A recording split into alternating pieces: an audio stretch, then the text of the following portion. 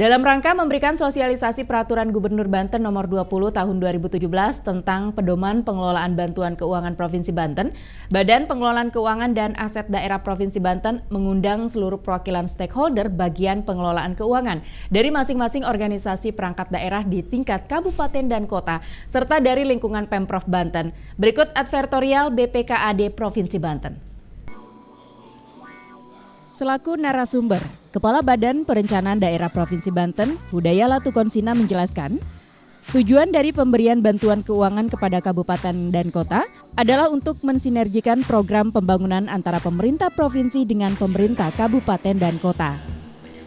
Selain sinergis, juga perlu integrasi pada saat menyusun perencanaan, penganggaran, pemantauan dan evaluasi, serta pelaporan pertanggungjawaban secara bersama.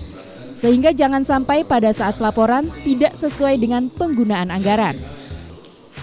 Selain itu, persoalan yang harus dihilangkan adalah masih seringkali terjadi permintaan usulan perubahan peruntukan anggaran. Padahal, program bantuan keuangan tersebut sudah ditetapkan jauh hari pada proses perencanaan awal.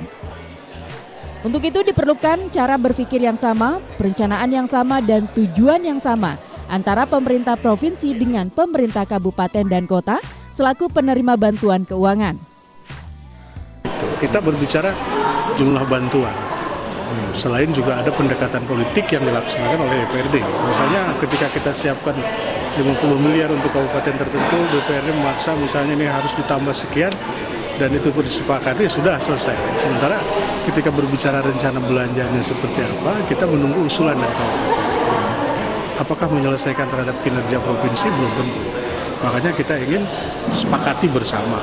Sementara itu, Kepala Badan Pengelolaan Keuangan dan Aset Daerah Nandi Mulya menyampaikan dengan diadakannya sosialisasi seperti inilah, kemudian diharapkan terjadinya pemahaman bersama tentang tata kelola keuangan bantuan keuangan tersebut. Sehingga proses penggunaan anggaran dan pelaporan nantinya bisa maksimal sesuai dengan peruntukan keuangan yang diharapkan. Tujuannya itu pertama sosialisasi mengenai Pergub 20 tentang bantuan keuangan. Di sana itu ada aturan, ada mekanisme yang berbeda dengan tahun sebelumnya. Berbeda dengan tahun sebelumnya itu sekarang ada pengaturan. Misalnya untuk tahap 1 dikasih bantuan, tahap 1 itu triwulan 1 20%.